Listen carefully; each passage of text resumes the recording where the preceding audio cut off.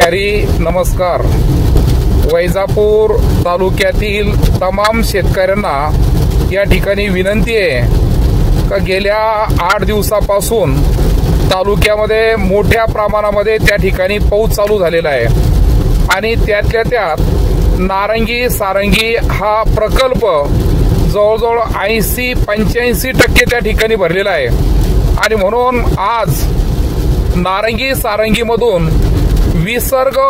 त्या ठिकाणी आपल्याला करायचा आहे आणि म्हणून नारंगी सारंगीच्या पट्ट्यामध्ये गोदावरी नदीपर्यंत जेवढे शेतकरी असतील त्यांना मी विनंती करणार आहे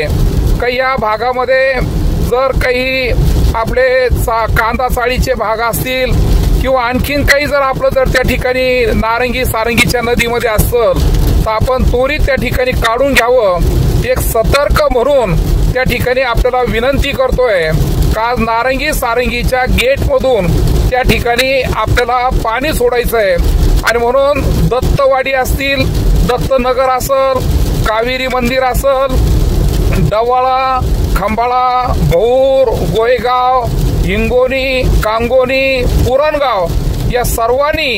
एक सतर्क राहावं अशी या ठिकाणी